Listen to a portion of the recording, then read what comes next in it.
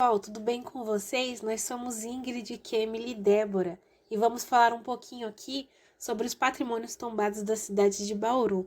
Só que antes da gente entrar nesse assunto especificamente, a gente vai explicar para vocês o que é tombamento e de onde se originou essa palavra. Então, o que é o tombamento e de onde se originou essa palavra? A palavra tombamento, ela se originou do verbo tombar, que no direito de Portugal tem o sentido de registrar e inventariar, arrolar e inscrever bens. O inventário era escrito em um livro próprio que era guardado na Torre do Tombo, lá em Lisboa, e o termo passou a ser utilizado no direito brasileiro para designar os bens registrados e tutelados pelo poder público. Assim, o tombamento é um dos dispositivos legais que o poder público federal, estadual e municipal dispõe para preservar a memória nacional e também pode ser definido como um ato administrativo que tem por finalidade proteger por intermédio da aplicação de leis específicas com ênfase de bens de valor histórico, cultural, arquitetônico, ambiental e também de valor afetivo para a população, impedindo assim que venha a ser destruído ou descaracterizado. E entre essas diversas formas de proteção, o tombamento é o instrumento mais conhecido e utilizado. O tombamento de um bem cultural significa proteção integral, sendo uma das ações mais importantes relacionadas à preservação de um patrimônio de natureza material. E é aí que vai entrar o IPHAN. É a sigla Instituto do Patrimônio Histórico e Artístico Nacional, que tem como ali atuação de acordo com o Decreto de Lei nº 25, de 30 de novembro de 1937, na preservação e difusão dos bens culturais e materiais. E aí entra a questão, o que pode ser tombado e o que não pode ser tombado. E aí entra a questão, o que pode ou não ser tombado?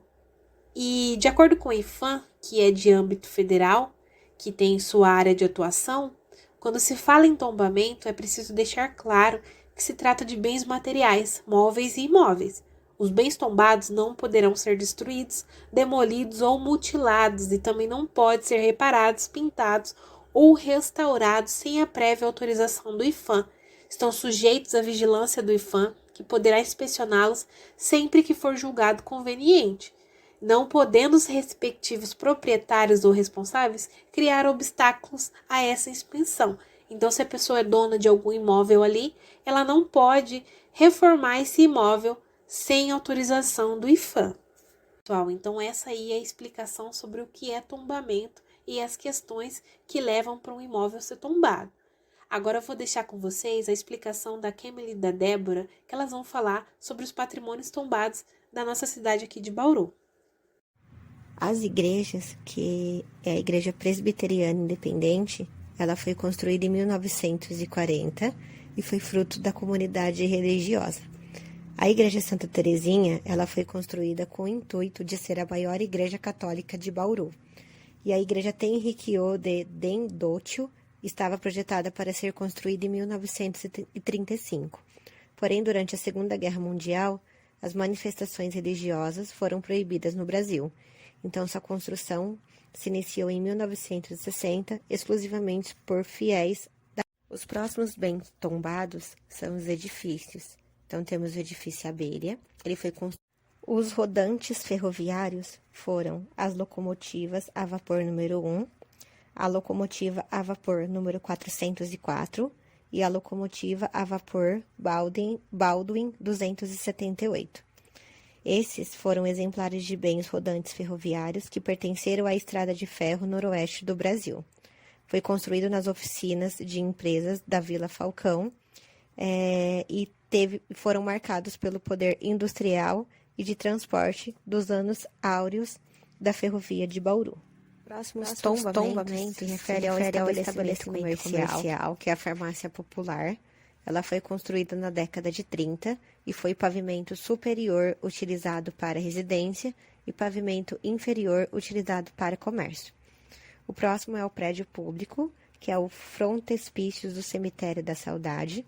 Ele foi construído na década de 30 e é uma forma de acesso principal ao Cemitério da Saudade. Os próximos são os hotéis, que é o Hotel Cariani, Ele foi um dos mais diversos exemplares de hotéis que circuncidou a estação ferroviária. Foi o ponto de encontro de muitos que desembarcavam em busca de uma boa vida profissional. O Hotel Estoril, que foi construído em 1912 e abarcavam imigrantes de outras cidades. E o Hotel Milanese, assim como o Hotel Cariani, ele era o ponto de encontro para os que buscavam uma boa vida profissional. O Palacete Pagani é um estabelecimento comercial que durante os anos 30, este grande sobrado era usado para diferentes funções da Rua Batista de Carvalho e ser a rua mais rica da cidade. O Palácio das Cerejeiras é um prédio público de grande marco referencial para a arquitetura de Bauru e foi utilizado para atender às diferentes demandas da administração municipal. A PRG 8, Rádio e Televisão, foi um estabelecimento comercial e a primeira sede de rádio emissora de Bauru, antiga Bauru Rádio Clube. Construída em 1937, se tornou ícone do pioneirismo das telecomunicações no interior do Brasil. O quartel da PM do estado de São Paulo foi um prédio público que marcou a presença de atividades defensivas no núcleo urbano de Bauru. Edifício de 4º Batalhão da Polícia, construído em 1937 para garantir a segurança da cidade. A sede da Fazenda Val de Palmas foi formada em 1895, um ano antes da formação do município de Bauru. Considerada a maior fazenda de café do mundo, sua sede, por muitos anos, foi muito mais importante que a própria cidade de Bauru, política e economicamente. O Sobrado Batista de Carvalho foi um estabelecimento comercial construído na primeira década do século XX. Foi uma das primeiras edificações com novos métodos construtivos que utilizavam a alvenaria de tijolos e o taipão de pilão. A Sociedade Beneficência Portuguesa, uma organização civil criada em 14 de maio de 1923, continuou ampliando e acompanhou as necessidades e o crescimento da população. E o acervo museológico foi criado em 11 de julho de 1969 e se deu o nome de Museu Ferroviário Regional, através da Lei nº 1425. Mas foi em 1986 que a discussão sobre o museu entrou em vigor novamente, sendo alterado seu nome para Museu Ferroviário Regional de Bauru, e o mesmo iria abrigar acervos de ferrovias das estradas de ferro de Sorocabana, noroeste do Brasil, e da Companhia Paulista. Atualmente, o museu tem 558 itens tridimensionais, 62 itens bidimensionais e 47 itens tridimensionais de acervo indígena. Olá pessoal, o meu nome é Kemily e eu vou falar sobre alguns bens tombados de Bauru. Temos também a classificação igreja, que um exemplo é a Capela Santa Casa de Misericórdia. A capela foi erguida na década de 1930 como parte integrante da Santa Casa de Misericórdia. A implantação se deu na lateral esquerda do antigo edifício construído na segunda década do século passado. A peculiaridade desta capela é sua implantação isolada e a arquitetura de adequada sobriedade e harmonia nas proporções. Esmeros nas técnicas construtivas e na decoração. Classificados como clube, o primeiro item é o Aeroclube de Bauru, que, desde 1932, o campo de aviação de Bauru localizava-se em terrenos dos altos da Vila Cardia e, em 1939, a Prefeitura Municipal de Bauru adquiriu 16 hectares e deu início à construção da nova pista, auxiliada pelo governo federal, que lançava a Campanha Nacional de Aviação, que consistia na construção de aeroportos, na fundação de escolas de pilotos e na fundação de aeroclubes. Atualmente é um local com diversas atrações e atividades. Temos também o Automóvel Clube. Esta edificação é de autor desconhecido, mas se enquadra perfeitamente nos estilos arquitetônicos da época. Parte das edificações no movimento eclético e retrata bem o desenvolvimento da cidade devido às estações férreas e à produção do café. Esta importante construção data das primeiras décadas do século passado. Sua magnitude apresenta-se na fachada por 4 colunas em estilo neoclássico e nas escrituras ao centro. Enquanto, classificados como rodante ferroviário, temos os carros dormitórios, o carro de passageiro modelo S22 de segunda classe e o carro restaurante, que tratam-se de exemplares de bens rodantes ferroviários que pertenceram à Estrada de Ferro Noroeste do Brasil, e a maioria deles, principalmente os carros, foram construídos nas oficinas de empresa na Vila Falcão e marcaram o poder industrial e de transporte dos anos áureos da ferrovia em Bauru. E esse acervo pertence ao Museu Ferroviário. É um bem tombado também o chassi e rodeiros do carro bagagem e chassi e rodeiros do carro dormitório, que também tratam-se de exemplares de bens rodantes ferroviários, que pertenceram à Estrada de Ferro Noroeste do Brasil. Atualmente, o acervo pertence ao Museu Ferroviário. Classificadas desde estabelecimento comercial, prédio público, residência e fazenda, a cidade de Bauru possui diversas casas. Um exemplo é a Casa Aliança Francesa, que possui características distintas às edificações do mesmo período. Sua imponência se dá pela elevação de nível em relação à rua, sua simetria singela, manifestada por jogos de cheios e vazios, que dá ao imóvel qualidades únicas.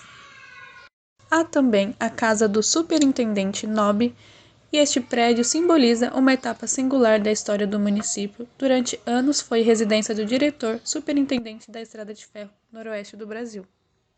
Enquanto a Casa dos Pioneiros trata-se de duas pequenas casas geminadas que retratam a vida na Vila Bauru, antes da chegada da ferrovia, localizadas na região embrionária do núcleo urbano do município. Os imóveis, por sua simplicidade, demonstram o grau de precariedade das construções da época devido aos fatores políticos e econômicos típicos de um pequeno povoado.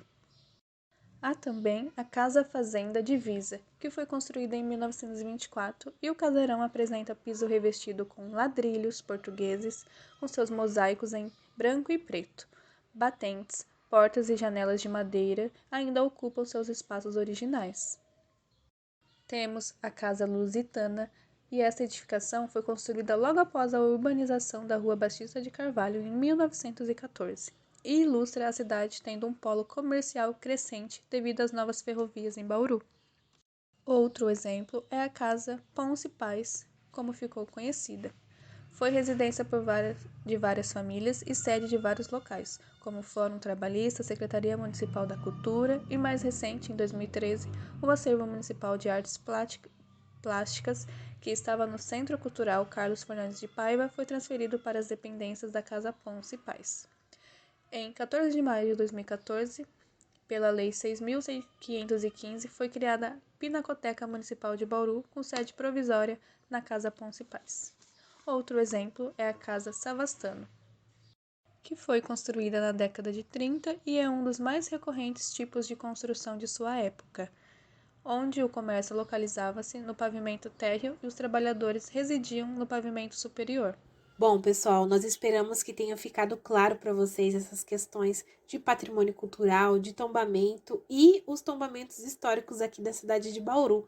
E agora, como parte da atividade, a gente vai apresentar para vocês um quiz que a gente fez com perguntas e respostas sobre o patrimônio cultural e histórico de Bauru e quais que vocês conhecem. Então aí pode jogar o joguinho e se divertir. É isso, pessoal. Obrigada e até a próxima.